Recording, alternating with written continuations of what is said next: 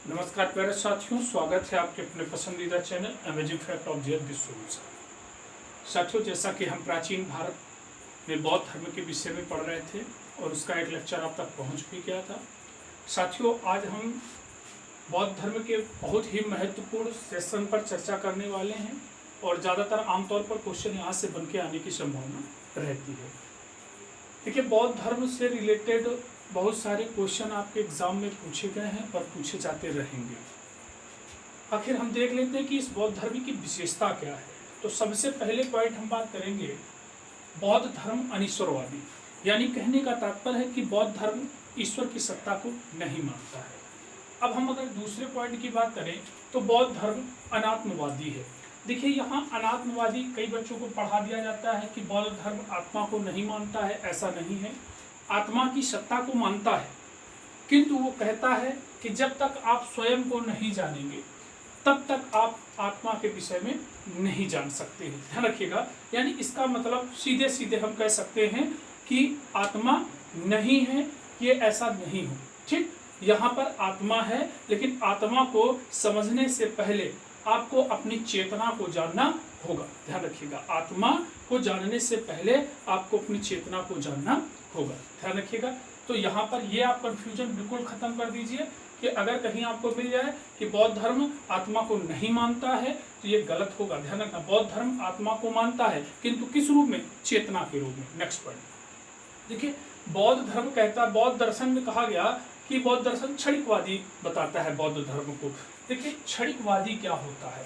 यानी जो स्थायी न हो। हम कह सकते हैं कि कुछ सभी कुछ परिवर्तित होते ही रहते हैं। यानी हम कहें कि जो क्षणिकवाद है वो परिवर्तनशील से संबंधित है। जो क्षणिकवाद है वो परिवर्तनशील होता है। ध्यान रखिएगा, ठीक है। यानी सब कुछ क्षणिक है और नश्वर है, सब कुछ परिवर्तनशील है, ऐसा क्षणिकवादी में कहा गया है। ध्यान रखना, ठीक है। अब देखेंगे बौद्ध दर्शन, तो बौद्ध दर्शन में अंतःशुद्धिवादी यानी आत्मशुद्धि की भी बात कही गई है। क्लियर। नेक्स्ट पॉइंट पर चलेंगे, बौद्ध धर्म नितांत कर्मवादी, और बौद्ध धर्म को नितांत कर्मवादी भी कहा गया है, यानी कर्म के आधार पर। ध्यान रखना, ठीक है। चलते आगे बढ़ते। तो देखिए, बौद्ध धर्म में पुनर्जन्म की मानता है। जैसा कि मैंने अभी आपको बताया कि बौद्ध धर्म में पुनर्जन्म की मानता है। इसके उदाहरण आपको कहाँ से मिल सकते हैं? तो जातक कथाओं से। याद रखिएगा, ये जातक कथाएं कई बार आप लोगों से पूछी गई हैं, अजंता एलोरा की गुफाओं से रिलेटेड हो।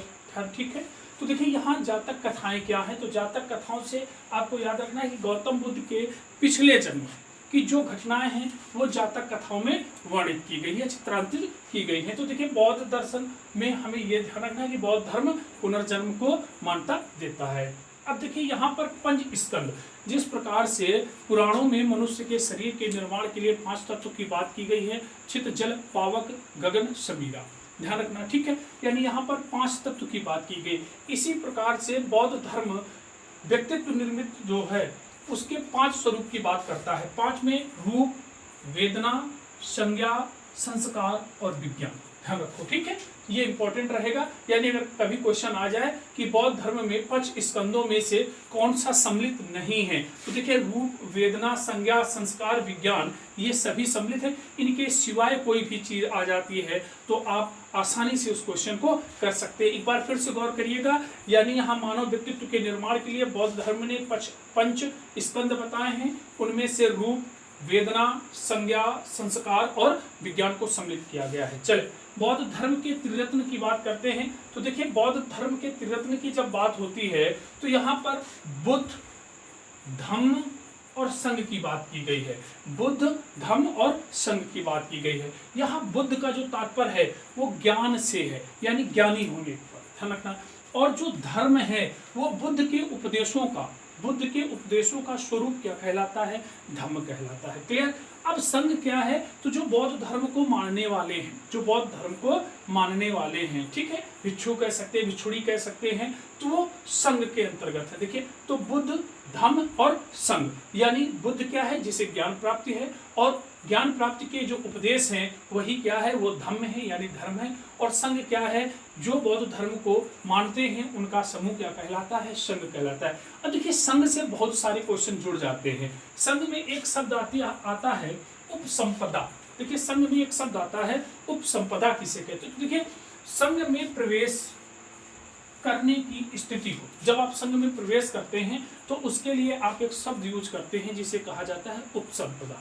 दूसरी बात करें, इंपॉर्टेंट रहेगा, देखिए गणतंत्रात्मक जो प्रणाली है वो संघ में देखने को मिलती है, यानी गणतंत्रात्मक जो प्रणाली है वो संघ में देखने को मिलती है, यानी बैठ करके सभी लोगों को बराबर स्थान दे करके चर्चा करने के बाद ही कोई तथ्य निकाले जाते थे। तो कहा भी जा सकता है कि जैन धर्म से बौद्ध धर्म की प्रणाली के अंतर्गत भिन्न है, तो देखिए गणतांत्रिक प्रणाली को स्वीकार करता है। अब देखिए आप लोगों ने कई बार कोरम के विषय में पढ़ा होगा, लोकसभा का कोरम क्या है, सुप्रीम कोर्ट का कोरम क्या है, वही गणपूर्ति जो है, तो संघ में न्यूनतम जो सदस्य थे वो 20, ध्यान रखना, न्यूनतम सदस्यों की बैठक जब होती थी तो जो न्यूनतम सदस्यों की संख्या होती थी तो 20 होती थी। इंपॉर्टेंट रहेगा आपके लिए, ठीक है। नेक्स्ट पॉइंट पर हम बात करते हैं, देखिए अधिकरण, यानी किसी भी प्रस्ताव पर जब विवाद की स्थिति होती थी उसे हम क्या कहते थे, अधिकरण कहते थे। तो संघ से ही जुड़ी शब्दावलियां हैं, जब किसी प्रस्ताव पर विवाद होता था तो उसे हम अधिकरण की संज्ञा देते थे। और दूसरा था भूमि स्किम, देखिए भूमि स्कम जो शब्द दिया गया है, किसी भी प्रस्ताव को बहुमत से जब पारित कर दिया जाता था तो उसके लिए भूमि स्कम शब्द का प्रयोग किया जाता था। अब थोड़ा सा और हम इम्पोर्टेंट पॉइंट पर बात करेंगे, और वो इम्पोर्टेंट पॉइंट होगा बौद्ध धर्म की शाखाएं। देखिए बौद्ध धर्म की 2 शाखाएं हैं, जैसा कि आप लोगों ने सुन रखा होगा, हीनयान और महायान, ठीक है। हीनयान और महायान बौद्ध धर्म की क्या हैं, 2 शाखाएं हैं। देखिए जो महायान है ये उत्कृष्ट मार्गी है, यानी उच्च मार्ग, ठीक है। अब दूसरी चीज ध्यान रखेंगे, यहाँ पर जो आदर्श है वो बोधिसत्वयान को कहा गया है, बोधिसत्वयान यानी बोधिसत्व को ये लोग मानते हैं जो निर्वाण प्राप्त करने के लिए आते हैं, ध्यान रखना, ठीक है, जो दूसरे को निर्वाण प्राप्त कराते हैं। नेक्स्ट पॉइंट पर कहा गया मूर्ति पूजक। देखिए यहाँ पर बौद्ध धर्म का कौन सा संप्रदाय या शाखा मूर्ति पूजक है, तो महायान जो संप्रदाय है, जो शाखा है वो मूर्ति पूजक है। यानी अगर हम कह सकते हैं कि बौद्ध धर्म में बुद्ध की प्रतिमा का पूजन सर्वप्रथम कौन से संप्रदाय ने किया था, तो महायान के जितने भी साधक थे उन्होंने मूर्ति पूजन प्रारंभ कर दिया था, ठीक। नेक्स्ट पॉइंट इंपॉर्टेंट रहेगा, महायान, देखिए महायान के जितने भी ग्रंथ हैं वो संस्कृत भाषा में हैं। किस भाषा में हैं, वो संस्कृत भाषा में हैं, तो ये आपके लिए इंपॉर्टेंट रहेगा। अब देखिए संस्कृत भाषा, जबकि हमें मालूम है कि जो बौद्ध धर्म की भाषा थी प्रचार प्रसार की वो तो पाली भाषा थी, ठीक है। तो देखिए यहाँ पर महायान के जो ग्रंथ हैं वो संस्कृत भाषा में हैं, जैसे कि आपका हो गया ललित विस्तार, ठीक है। तो यहाँ पर एक पॉइंट आपके लिए हो सकता है। नेक्स्ट पॉइंट पर हम बात करेंगे तो इसी में आ जाता है आपका हीनयान, यानी दूसरी शाखा की जब हम बात करते हैं हीनयान, तो देखिए ये उत्कृष्ट मार्गी था, ये निम्न मार्गी है। इसे बोधिसत्वयान कहा गया था, ये श्रावक यान कहा गया था। यहाँ पर गौतम बुद्ध को देवता के स्वरूप में माना गया था, जबकि हीनयान में बुद्ध को महापुरुष माना गया था।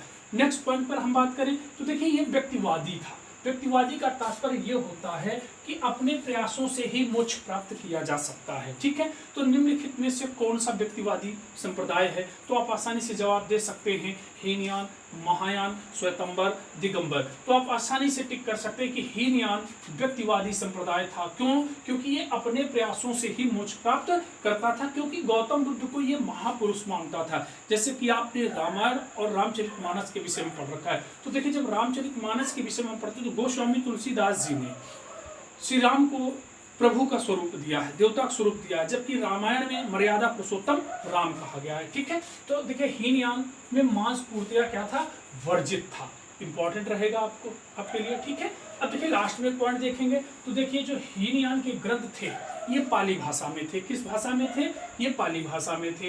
इंपॉर्टेंट ये भी आपके लिए है। तो यहाँ देखिए संस्कृत भाषा है और यहाँ पर ग्रंथ में जो है वो पाली भाषा में है। अब देखिए इसके भी 2 उप शाखाओं पे हम देखें तो एक वैभाषिक था और दूसरा स्वतांत्रिक था। जबकि अगर हम यहाँ देखें महायान में तो हम कह सकते हैं इसका शून्यवाद बहुत इंपॉर्टेंट है। शून्यवाद यानी इसी में हम सापेक्षवाद को भी पढ़ते हैं, जो वर्तमान में आइंस्टीन के रूप में भी आपने रिलेटिविटी देखा होगा, ठीक है।